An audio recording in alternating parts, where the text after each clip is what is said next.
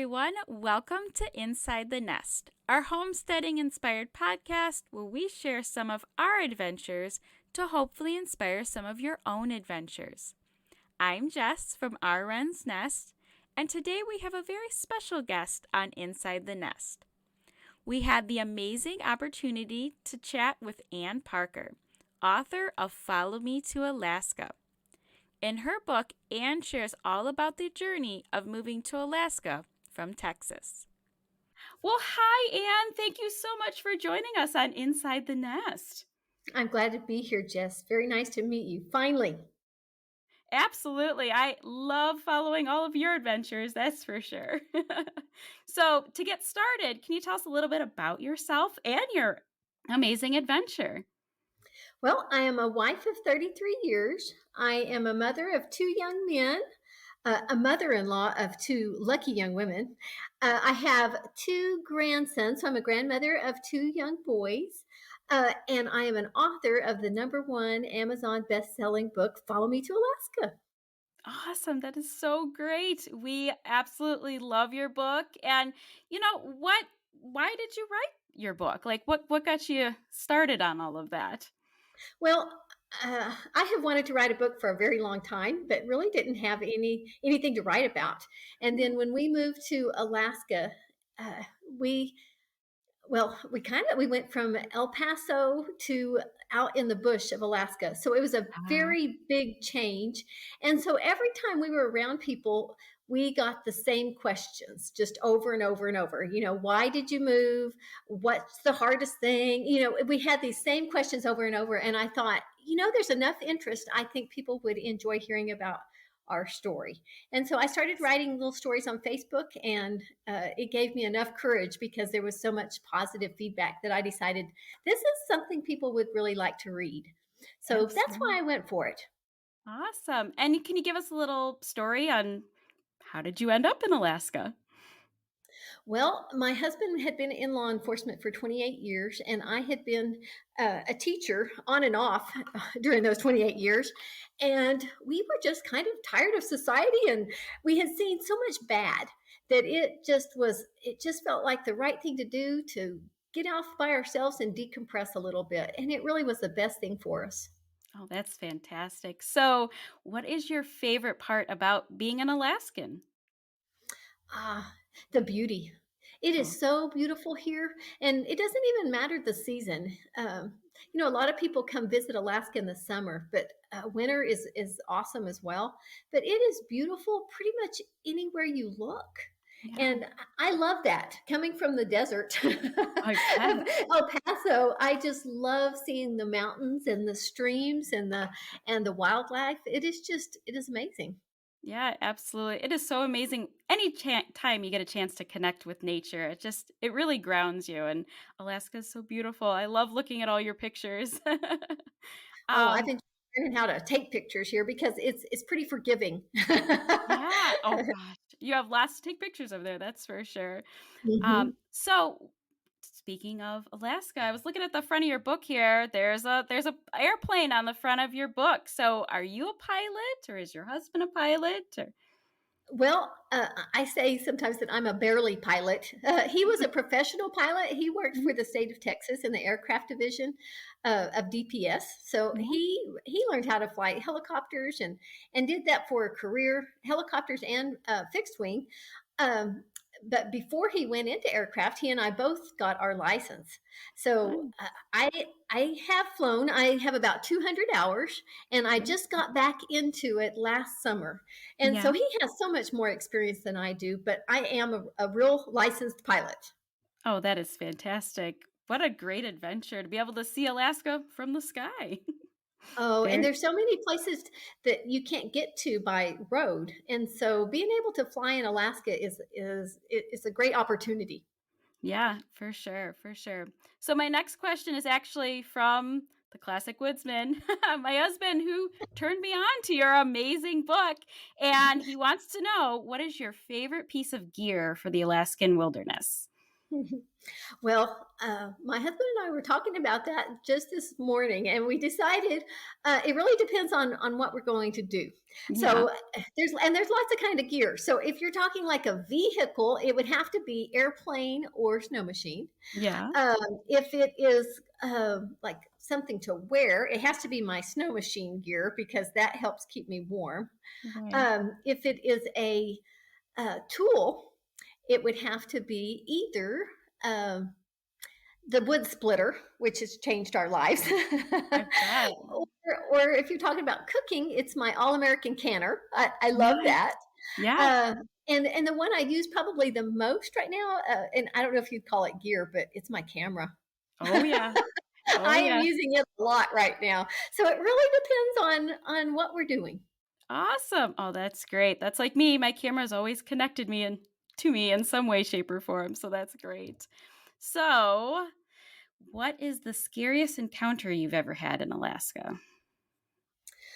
Well, the scariest encounter has to have been when I was attacked by my rooster. Oh, But most people don't want to hear about that. They think a bear or, a moose. So we did have a bear encounter that was pretty frightening, but my dog was there to help me with the bear. He was not there when I was being attacked by the rooster. So the rooster has to be my number one scariest uh, for me. My yeah. husband also had the plane crash, and so that was probably our biggest scare that we've had in Alaska. But the Right. rooster was a pretty close second. Gosh. Oh, yes. I've been there. And speaking of chickens, so you had chickens in the Alaskan wilds. How did that go? They do pretty well. You have to treat chickens a little bit differently. We Hmm. had a very small coop, Hmm. and that helps with the body heat, just keeps them warmer. Right. I also learned you do not give them water during the winter. They do fine with just the snow. So I would Oh, make sure that they had plenty of snow, but the snow doesn't give them any frostbite. But if you put water interesting. out there, they can get frostbite. So that's something I had to learn. And we put our coop, we dug out of the side of a hill and Hmm. built our coop there to protect them from the wind. And so they did great, That's pretty well. And I was really shocked. But the hardest part was making sure to get out there often enough and get the eggs because those eggs will freeze. And oh, then yeah. you do all that work for nothing. Right, exactly. Oh, that's interesting. I know here in Northeast Ohio, we're not Alaska, but we do get pretty cold, and that is really interesting about the snow. I actually have not heard that. We spend a lot of time going back and forth with our heated waterers and collecting those Mhm. eggs so they don't freeze. So that is very, very interesting. Do And you get very much snow? we do. We get a lot of snow. I live in an area that's considered they call it the snow belt. So we get lots of feet of snow. We get a ton of snow, and it's the most snow in the area. So we always joke it's a little Alaska here sometimes because as soon as winter starts, temperatures drop below zero and it gets really snowy. But we do well, and our birds do really well too. People don't realize how strong chickens are and They adaptable are and all. hardy. Yeah, They're absolutely. very hardy. Yeah, and Well, those roosters. give the snow a try instead of all that heated water and see how they do. I'd be interested. Yeah, that is really interesting. Very cool, very cool. And we talked about your camera and all your beautiful pictures. So, what's been your favorite part of photographing Alaska? Oh, probably the journey to get to wherever I want to go to take pictures because anywhere you go, it's an adventure, Yeah. and especially a lot of places that are worth going to photograph. You can't get to by just by car. So even this last weekend, my husband and I flew to Colony Glacier near, well, around Lake George, and landed in this lake that had icebergs in it from the glacier. And that was just the journey there to get the pictures Oh, was a lot of fun. right. Oh, that sounds amazing. And I'd have to say that it is also a lot of fun to share those pictures with people who might not have the opportunity to come up and see this. Right. There are a lot of people on my Facebook page that they're either elderly or they can't afford a trip right now, or they don't want to travel, but they still want to see the beauty that Alaska offers. And so that's really fun to be able to share that. Absolutely. Oh, that's fantastic. Do you have any fun activities or adventures planned for the future for you and your husband? Yes. Well, this summer I am. We have we have committed to flying every week, and now that we sold our cabin out at Cub Lake, so we're Mhm. not just flying back and forth. Now we can do a little bit more traveling and flying every week to do some more adventures. So a lot Nice. of flying adventures ahead. And our next camping trip, we're planning to go to Valdez at the end of the month. So I'm Oh, really looking forward to going there. That is someplace in Alaska I've not been. yeah. So that is supposed to be a beautiful drive. And then there are glaciers there and waterfalls. So I'm really looking forward to taking my camera and going exploring the Valdez area. Nice. Very good. And we absolutely love your book here, Follow Me to Alaska. That's one of the things when my husband and I met. We both have this like love for Alaska. So we that's on our bucket list to get up there someday. And we loved reading your book and your story to getting to Alaska. Do you have any plans for any books in the future? I would like to write at least one more book to kind of tell how our adventure has been, especially since we have moved from the cabin at Cub Lake. Life has changed quite a bit since I Yeah. wrote the book. I am flying, and we're getting to see a lot more of the state.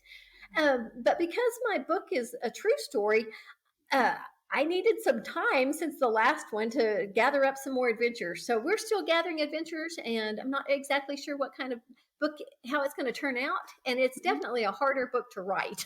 Yeah. Yeah. The Absolutely. first one came easy, but this Right. one's a little bit harder. But I do have one more. I know at least one more book in me. Awesome, awesome. Well, it sounds like you got some really great adventures for your some good content for your next book, that's for sure. So, what advice would you give to someone that's looking to make a big change in their life? I would advise people, if those people who are looking to make a big change, when you decide to do something, you need to be all in. You can't do it halfway. When you're making a big change, you either go all the way for it or not at all. Yeah. But it is not good to try to keep one foot in one life and one foot in another. That's very unstable. Yeah. And so, in fact, the name of Follow Me to Alaska started out being All In, because Oh, that was a big deal about coming up to Alaska. We didn't have a safety net, or we didn't put things in storage in Texas, in case it didn't work out. We didn't keep a house. We went for it, and if we had tried to do it just a little bit, we yeah. would not have ended up doing it. Right, right, exactly. And sometimes those changes are hard and it is hard to go from one world to another. So, that's amazing. Absolutely amazing. So, speaking of your book, where can we purchase your book? Well, the easiest way to get it is through Amazon, and you Okay. just Google or just put in the search bar "Follow Me to Alaska," and it shows up really quickly. Um, you can also get an autographed copy if you want to go to my website, which is followmetoalaska.com. Okay. And there's a few places here in Alaska that carry it, but Amazon is really the easiest. All right, perfect. Awesome. Well, thank you so much for joining us on Inside the Nest. I absolutely loved hearing about your adventure, and I highly suggest picking up Follow Me to Alaska by Anne Parker. Thank you, Jess. It was so nice meeting you. Nice meeting you as well. What a great adventure Anne and her family are on. Be sure to visit our show notes below for links on where to purchase Anne's book, Follow Me to Alaska. Hopefully, we've given you some inspiration to maybe take that big leap in your own life for a new adventure. Remember, no adventure is too small. Be sure to like, follow, and subscribe to our podcast. We love sharing our adventures and the special adventures of others with all of you. Until next time, thank you so much for listening.